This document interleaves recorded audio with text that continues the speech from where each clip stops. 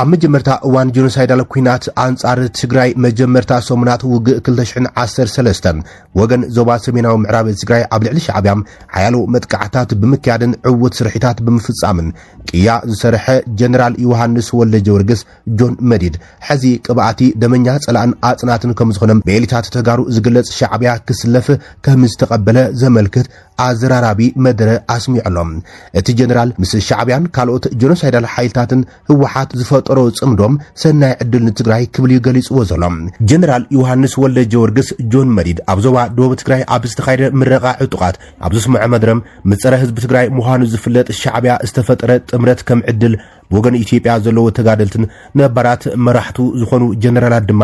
መራታት ክብል ጸሪፎም ኣሎም ወገን ኢትዮጵያ ስምምዕነት ፕሪቶሪያ ክፈርስ ይብሉን ጉጅለ ህወሓት ዝባሓቶ መግዛእቲ ኣብ ትግራይ ከብቅዕ ኣለዎ ዝብሉ ተጋሩ ልኡኻት ሓሻኽር ብልጽግና ኢሉ መዲድ እቶም ህወሓት ንምውጋድ ንቃለሰለና ዝብሉ ተጋሩ አንጻር ህዝቢ ትግራይ ተሰሊፎም እናበለም ዝኸሶም እቲ ጀነራል ህወሓት ክነጥፎ ኢና ንዝብል ንገዛእ ህዝቦም ክነጥፎ ኢና ይብለለው ክብል እዩ ኣዛቢዑ ገለጻ ገይሮም ዝመረቱ ኢታማጀር ሹማትን ጀነራላትን ብምባል ዝገለጾም ክልቲኦም ማለትውን ጀነራል ጻድቃን ገብረትንሳኤን ጀነራል ሳሞራ ዩኑስን ምዃኖም ሽሞም ከይገለጸ ብምጥቃስ ንስልጣን ንሽሕ ካሬ ሜትርን ጥቕምን ኢሎም ህዝቢ ትግራይ ይወቃዕ ይጠፋእ ንሕና መቐለ ክነኣቱም ፒፒ ይሓግዘና ይብለለው ብምባል እዩ ነቲ ህወሓት ይወቃዕ ህዝቢ ትግራይ ከይጠፍእ ነድሕኖም ንመቐለ ደጊምና ክንቆጻጽር ኢና ሓቋፋይ መንግስቲ ክነጣይሽና ኢሎም ኣብ አዲስ አበባ ምኽርን ምንቅስቃስ ቃልስን ንገብረልና ዝብሉ ጀነራላት ትግራይ ገሊጽዎም ዘሎ ጆን መዲድ ኢትዮጵያ ግብጺ ኣፍደግ ባሕሪ ንናይ ምርካበ ጻዕርታተይ ተዕንቅፈንላ ክትብል ተሪር ክሰቕሪብ ኣላ ኢትዮጵያ ግብጺ ምስ ኤርትራ ስምምዕነት መጓዓዝያ ባሕሪ ድሕሪ ምኽታማ ኣብ ቀይሕ ባሕሪ ቀጥታዊ ኣፍደግ ባሕሪ ንምርካብ ንዝግበር ዘሎ ጻዕርታት ሰላም ንምትዕንቃፍ ንምዝራግን ትንቀሳቐሰላ ክትብል ከሲሳላም ወሃብ ቃል ሚኒስትር ጉዳያት ወጻኢ ኢትዮጵያ አምባሳደር ነቢያት ጌታቸው በሐሙስ ኣብ ዝሃቦ ጋዜጣ መግለጺ እቲ ካብ ካይሮ ዝመጽእ ዘያናጺ ውዲት ነቲ ኢትዮጵያ በሰላማዊ መንገዲ ኣፍደገ ባሕሪ ንምርካብ ዘለዋ ድሌት ንምዕንቃፍን ኣቓልቦ ንምስራቅን ዝዓለሙ ምዃኑ ገሊጾም አምባሳደር ነቢያት ከም ዝገለጾም ፖሊስታት ግብጺ ነቲ ኣብ ቀርኒ ኣፍሪካ ዘሎ ምርግጋዕ ንምዝራግ ዝዓለመ ታሪኻዊ ድሕረ ባይታ ዘለዎ ኢልዎም ኢትዮጵያ ናብ ባሕሪ ንምብጻሕ ዲፕሎማሲያዊ ጻዕርታት ኣብ ተካይደሉ እዋን ካይሮ ወጥሪ ክትፈጥር ምጽናሓም ልሙድ እኳ እንትኾነም እቲ ናይ ኣፍደገ ባሕሪ ሕቶ ግን ንድሕሪት ዘይምለስ ምዃኑ ነጻጺሮም እዚ ኣብ መንጎ ግብጽን ኤርትራን ዝተገበረ ስምምዕነት ሚኒስትር ጉዳያት ወጻኢ ግብጺ በድር ዓብድላጥን ሚኒስትር መጓዓዝያ ካሚል አልዋዚርን ኣብ ኣስመራ ዑደት ኣብ ዝገበረሉ እዋን ምስ ፕሬዚደንት ኢሳያስ ኣፍወርቂ ብምርኻብ ዝተፈራረሙ ኮይኖም ንወደባት ግብጽን ኤርትራን ብቀይሕ ባሕሪ ዝራኽብ ናይ መራኽብ መጓዓዝያ መስመር ምፍጣር ዝሓዘ እዩ ሚኒስትር ዓብድላጢ ኣብ ኣስመራ ኣብ ዝነበረሉ እዋን ጸጥታን ምሕደራን ቀይሕ ባሕሪ ናይተን ኣብ ግማግም እቲ ባሕሪ ዘለዋ ሃገራት ጥራይ ፍሉይ ሓላፍነት ክኸውን ከም ዘሎ ብምግላጽ ኣብ ግማግም ባሕሪ ዘይርከባ ሃገራት ኣብ ቀይሕ ባሕሪ ምዝተኣሳሰሩ ዝኾነ ይኹን ስምምዓት ናይ ምእታዊ መሰል ከም ዘይብለን ቀጥታዊ መልእኽቲ ይሕሊፉም እዚ ሕዚ ተፈጢሩ ዘሎ ናይ ቃላት ኩናት ነቲ ኣብዘን ዝሓለፉ ዓመታት ቀዳማይ ሚኒስትር ኢትዮጵያ አብይ ኣሕመድ ካልኦት ዓበይቲ ሰበስልጣናት ወተሃደራውን ዓዘዝትን በተደጋጋሚ ዝለዓልዎ ናይ ኣፍደገ ባሕሪ ሕቶም መቐጸልታ እዮም ቀዳማይ ሚኒስትር አብይ ኣሕመድ ኢትዮጵያ ኣብ ጂኦግራፊያዊ ቤት ማእሰርቲ ከም እትርከብ ብምግላጽ ልዕሊ 120 ሚልዮን ህዝቢ ዘለዋ ሃገር ብዘይቀጥታዊ ኣፍደገ ባሕሪ ክትነብር ከም ዘይትኽእልን ቀይሕ ባሕሪ ንኢትዮጵያ ተፈጥሮኣዊ ዶብ ምዃኑ ብምጥቃስ ሕዚ እቲ ሕቶ እዚ ብሰላም ወይ ብሓይሊ ክፍታሕ ከም ዝግባም በተደጋጋሚ እንትገልጽ ተሰሚዑ እዮም ነዚ መርገጺ ብምድጋፍ ድማ ላዕለዎት ወተሃደራውን ዓዘዝቲ ሰራዊት ኢትዮጵያውን ሃገሮም ናይ ገዛ ርእሰ ሓይሊ ባሕሪ ክትጣይስ ምዃናን ኣብ ቀይሕ ባሕሪ ወተሃደራዊ ማዓስከር ናይ ምርካብ ሕልማም ስትራቴጂካዊ ቀዳምነት ከም ዝወሃቦም እንትገልጹ ይስምዑ መንግስቲ ኤርትራ ነዚ ካብ አዲስ አበባ በተደጋጋሚ ዝወሃቡ መግለጺታት ብጽኑዕ መርገጺ እናተቃወሙ ይመጽኦም ኣስመራ ነቲ ሕቶ ብወግዒ ክትነጽጎን ከላ ቀይሕ ባሕሪ ናይ ሓባር መሳለጥያ ዘይኮነስ ናይቶን ላዕላዊ ዶብ ዘለዎን ሃገራት ጥራይ ብምባል ዝገልጽ ኢትዮጵያ ኣብ ጥሪ 2024 ንሳ ካብ ሶማልያ ተፈልያም ናጻ ርእሰ ምሕዳር ዝኣወጀት ሶማሊላንድ መዘክር ስምምዕነት ተፈራሪማ እያ በዚ ስምምዕነት መሰረት ኢትዮጵያ ን20 ዓመታት ዝጸንሕ ናይ 20 ኪሎ ሜትር ገማጉም ባሕሪ ወተሃደራውን ንግዳውን መራኽብ ከተመሓድር ፍቃድ ክወሃባ ተሰማሚዓ ነይራ እዚ ስምምዕነት ብወገን ሶማልያ ላዕላውነተይ ተጣሒሱ ብምባል ሓያል ተቃውሞ ስለ ዘጓነፎም ዛጊድ ኣብ ትሕቲ ዲፕሎማሲያዊ ጸቕጣትን ሽምግልና ቱርክን ይዝርከብ ኣመንጎ ግብፅን ኢትዮጵያን ዘሎ ምስሓብ ካብዚ ንሶማሊላንድ ጉዳይ ንላዕሊ ዝዓምቆ ኮይኑ ኣብ ልዕሊ ዓብዪ ግድብ ሕዳሴ ኢትዮጵያ ዘሎ ናይ 10 ዓመታት ናይ ማይ ምስሓብ መስረት ዝገብረ ግብፂ ካብ 900 ዓመታት ንላዕሊ ቀረብ ማይ ካብ ሩባ ኣባይ ስለ ትረክብ ነቲ ግድብ ከም ስጋኣት እያ ትቆፅሮም በዚ ምክንያት ድማ ግብፂ ምስ ከም ሱዳን ሶማሊያን ጅቡትን ዲፕሎማሲያዊ ዝምድና ከተደልድል ፀኒሓ በቲ ካልእ ወገን ኣሜሪካ ኣብ ልዕሊ ኤርትራ ዘንበረቶ እግራታት ከተልዕሎ ምዃና ዝገልጹ ጸብጸባት ድሕሪ ምውጾም ሚኒስትር ጉዳያት ወጻኢ ጌድዮን ጢሞቴዎስ ምጽሓፊ ጉዳያት ወጻኢ ኣሜሪካ ማርኮ ሩቢዮ ኣብ ዋሽንግተን ተራኺቡም ተዘራሪቡም ስትራቴጂካዊ ስምምዕነታት እውን ተፈራሪሞም እዮም እዚ ከምዚ ኢሉ እንከሎ ድማ ኣስመራ ዲፕሎማሲያዊ ርክባታ ኣብ ምሕያል ተጸሚዳላ ሚኒስትር ጉዳያት ወጻኢ ኤርትራ ዑስማን ሳልሕ ንፈጻሚ ጉዳያት ኤምባሲ ኳታር ኣብ ኤርትራ ኣምባሳደር ቃንም ቢን መሐመድ አልማዕዱድ ረኺቡ ከም ዝዘራረቦም ኣገልግሎት ዜና ኳታር ጸብጺቦም እቲ ርክብ ኣብ ኣስመራ ዝተኻየደ ኮይኖም ድሕሪ ነዊሕ እዋን ምንቅልቃል ዝምድና ክልሽን ሃገራት ዘሎም ዘርኢ ምዃኑ ኣቓልቦ ስሒቦሎም ፕሬዚደንት ኤርትራ ኢሳያስ አፈወርቂ ናብ ርእሰ ከተማ ትግራይ ከተማ መቐለ ናብ መራሕቲ ህወሓት ናይ ዕድመ ደብዳቤ ከም ዝለኣኸሎም ዘመልክቱ ደብዳቤታት ንጽምዶ ንድግፊና ዝብሉ ወገናት ኣብ ማሕበራዊ መራኸቢታት ብስፍሓት እናገለጹ ይምቀንዮም ፕሬዚደንት ኤርትራ ናብ ትግራይ ናብ በዓል ናጽነት ኤርትራ ዝዕድም ወግዓዊ ደብዳቤ ናብ መራሕቲ ህወሓት ልኢኹ ተባሂሎም ዝተዘርግሐ ሰነድ ዝምልከት ድማ ፋክት ወይ ድማ መርማሪ ዝተባሃለ ድረገጽ ዘርግሖ መረጋገጽ ሓበሬታ ክነካፍለኩም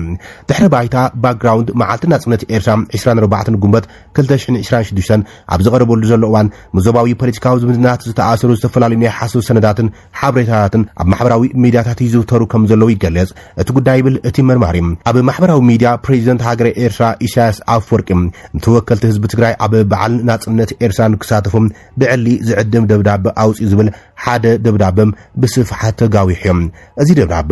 ኦፊሻል ሌተር ኦፍ ኢንቪቴሽን ወይ ድማ ወግዓዊ ዕድመ ዝብል ኣርእስቲ ዘለዎን ብዕለት 21 ጉንበት 2026 ኣብ ቋጽራ አውሮፓውያን ዝወፀ ምዃኑ የርኢ ንሕና ዘረጋግጽና ይብል ፋክት ወይ ድማ መርማሪ ነዚ ደብዳቤ ብስእላዊ ምርመራ ቪዥዋል ፎሬንሲክስ ከምኡን ብኣሰራርሓ ዲፕሎማሲያዊ ሰነዳት ከም ዝመርመረ ይገልጽ ብመሰረት ምርመራና እዚ ሰነድ ብኮምፒውተር ዝተፈብረኸ ፎርጅድ ምዃኑ ዘረጋግጹም ጭብጥታት ረኺብናልና ኢሉሎም ስርቂ ፊርማ ዝምልከት እቲ ኣብ መወዳእታት ደብዳቤ ዘሎ ክታም ፕሬዚደንት ኢሳያስ አፈወርቂ ካብ ዊኪፒዲያ ወይ ካልኦት ኢንተርኔታዊ ምንጭታት ብፎቶሾፕ ተቐሪጹ ዝተለጠፈ ኮፒ ፔስት እዩ ኢልወሎም ጌጋታት ርእሰ ደብዳቤን ቋንቋን ዝምልከት እውን ናይ ቋንቋ ኣጠቓቕማ ጸገማት ከም ዘለዎም ወግዓዊ ደብዳቤታት ወይ ድማ ሌተር ሄድስ ቤት ጽሕፈት ፕሬዚደንት ሃገር ኤርትራ ብሰለስተ ቋንቋታት ትግርኛ ዓረብኛ እንግሊዝኛ አይምዝዳሎም እዚ ሰነድ እዚ ግን ሙሉእ ብሙሉእ ብእንግሊዝኛ ጥራይ ዝተሰናደ ይብሎም ድግጋም ቃላቱን ኣብቲ ደብዳቤ ተኻቲቱ ከም ዘሎም ኣብቲ ላዕለዋይ ጽሑፉም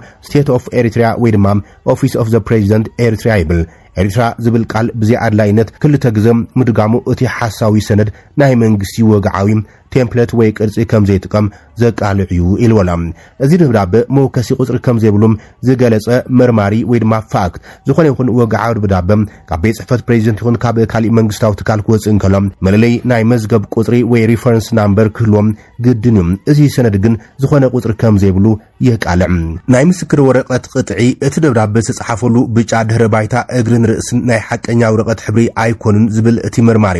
ወግዓዊ ደብዳቤታት መንግስቲ ኤርትራ ከምዚ ዓይነት ዲዛይን ፍጹም ከም ዘይብሉ ይገልጽ ካልእ ድማ መዓልቲ ነጻነት ሜይ 24 ክኽበር ሰለስተ መዓልቲ ጥራይ እንትተርፎም ሜይ 21 ወግዓዊ ዕድመ ምግባር ሎጂካውን ዲፕሎማሲያውን ኣይኮነን ይብል ስለዝኾነ ድማ ፕሬዚደንት ኤርትራ ንተወከልቲ ህዝቢ ትግራይ ዝበሎም መራሕቲ ህወሓት ናብ በዓል ናጽነት ይዕድመሎ ተባሂሉ ዝርጋሕ ዘሎ ደብዳቤ ሓሶትን ብኮምፒውተር ዝተፈብረከን ሰነድን ምዃኑ እዩ ኣረጋጊጸለኹ ኢሉ ዘሎ ብመሰረት ዘካይዶ ስእላዊ ምርመራ ድማ እቲ ደብዳቤ ወግዓዊ ናይ መዝገብ ቁጽሪ ዘይብሎም ፊርምኡ ካብ ኢንተርኔት ዝተሰረቐ ከምኡን ወግዓዊ ቅርጺ ቤት ጽሕፈት ፕሬዚደንት ሃገር ኤርትራ ዘይተኸተለ ምዃኑ ኣረጋጊጸ ኣለኹ ኢሎም ፋክት ወይ ድማ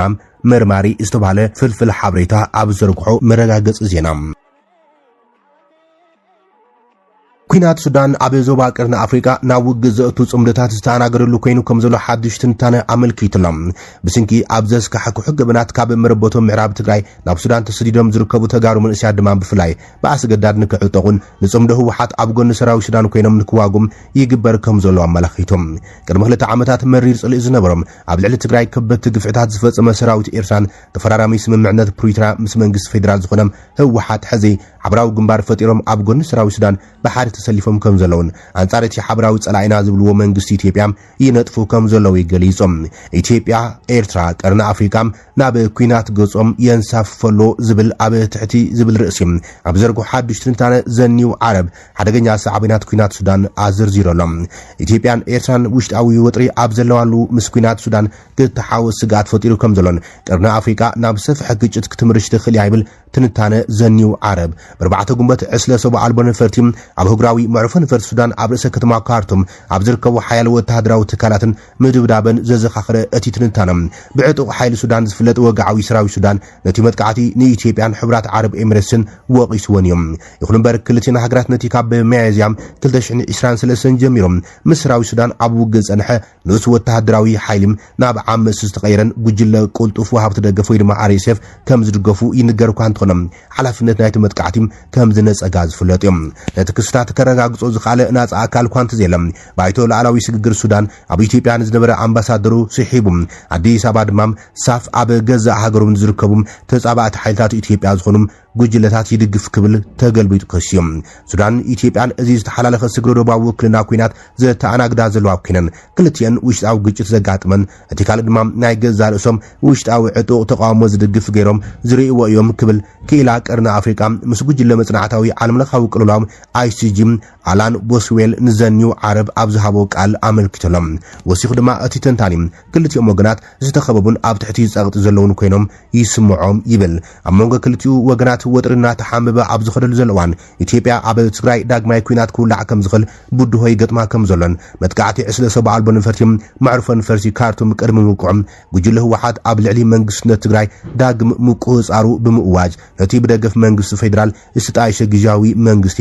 ኣፍሪስዎ ይብል እቲ ዜና እዚ ምትዕጻፍ ነቲ ካብ ሕዳር 2020 ክሳብ 2022 ጸንሐ ናይ ክልተ ዓመታት ደማዊ ግጭት ዘብቅዕ ስምምዕነት ሰላም ፕሪቶሪያ ኣብ ሓደጋ እትወሎ ዝበለ እቲ ትንታነ ኣብ ትግራይ ሓድሽ ግጭት ንማሕበረሰባት ሱዳን ምስ ሰራዊት ሱዳን ተሰልፉ ዕጡቃትን ከሳትፍ ከም ዝኽእል ኣጠንቂቖሎም ከም ግብረ መልሲ ኢትዮጵያ ኣብ ሱዳን RSF ዘለዋ ደገፍ ክትዕምቆ ትኽእል እያ ዝብል ስጋት ፈጢሮሎም ኣብ መንጎ ፌደራል መንግስትን ሓደ ጉጅለ ህወሓትን ዘሎ ምስሓብ ሓደ ካብቶም ኣብቲ ዞባ ብዝያዳ ዝቃጸሉ ስንጥቆታት እዩ ይብል ኪላ ቀርና አፍሪካ ኣብ ዩኒቨርሲቲ ሜሪላንድ ኣሜሪካ ተሓጋጋዚ ፕሮፌሰር ሚካኤል ወልደማርያም ሓደጋ ምብራኽን ተጻብኦታትን ድሒሩ ድማ ቀጥታዊ ምሕዋስ ናብ ኩናት ሱዳን አሎ ክብል ንዘኒው ዓረብ ተንቲነሎም ኣብ ሙሉእ ኩናት ሕድሕድ ሱዳን ሳፍ ምስቶም ክልተ ዓበይቲ ጸላእቲ መንግስቲ ኢትዮጵያ ዝኾኑ ሓይልታት ማለት እውን ካብ ህወሓትን ኤርትራን ዝመጹ ዕጡቃት ርክቡ ይሕይል ይዘሎም ዕጡቃት ህወሓት ኣብ መጀመርታ ኩናት ትግራይ ኣብ ምብራቃዊ ሱዳን ተዓቂቦም ጸኒሖም እዮም ዝበለም ዘኒው ዓረብ ገሊኦም ሕዚ ምስ ሰራዊት ሱዳን ይዋገሎም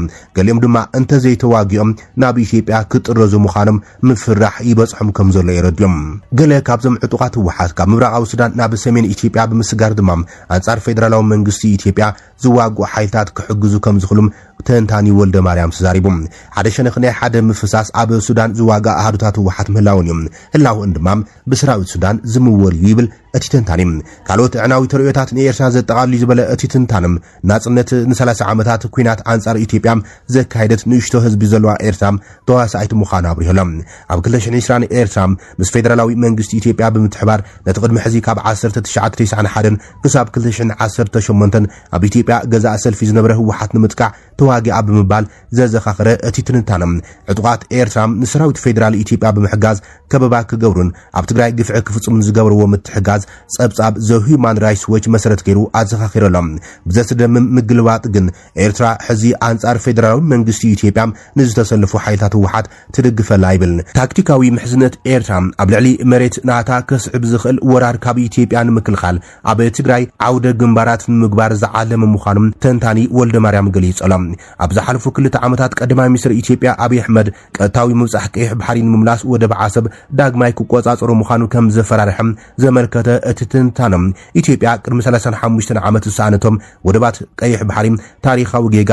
ክትብል ክብል ገሊጽዎ እዩ ብምባል ንዘረባ ቀዳማይ ሚኒስትር አብይ አሕመድ ዘኻኺሮም እዚ ከም ዲሉን ከሎ ኤርትራ ምስ ሰራዊት ሱዳን ዝተሰለፉ ሚሊሻታት ኣብ መሬታ ተሰልጥን ከም ዘላም ገሊኦም ካብ ምብራቃዊ ሱዳን ዝርከቡ ማሕበረሰባት ቤነ ዓሚርን ሓባብን ከም ዝመጹ ትግራይ ዝዛረቡ ህዝብታት ከም ዘለዋ ገሊጾሎም ሓድሽ ኩናት ትግራይ ሰራዊት ኤርትራ ስሒቡ ንኤርትራ ቀጥታዊ ዕላማ ሕነ ምፍዳይ ክገብራ ከም ዝኽእል ዘጠንቀቐ እቲ ትንታኖም ምስ ናይዚ ግን ዝኾነ ይኹን ኢትዮጵያዊ ኣብ ልዕሊ ኤርትራ ዝፍጽሙ መጥቃዕቲ ካብ ምብራቅ ሱዳን ዝመጹ ዕጡቃት ቤነ ዓሚርን ሓላብን ኤርትራውያን ኣዝማዶምን ምሕጋዝ ክብሉም ክሕወሱ ከም ዝኽእሉ የስግ እዩ ይብል ቀጥታዊ ተጻቦታት ኢትዮ ኤርትራ ኣዝዩ ልዑል ሓደጋ ኣሎ ዝበለ ዘኒው ዓረብ ከምኡ እንተኾይኑ ሽዑ ዝሰፍሐ ዞባዊ ግጭት ከይህሉም ናይ ብሓቂ የስገኒ ክብል ካብ ኢንተርናሽናል ክራይሲስ ግሩፕ ቦስዌል ገሊጸሎም መርበብ ሰግረዶባዊ ምሕዝነት ንኽልቲኡ ሸነኻት ይቐርጾ ይብሉ ተንተንቲ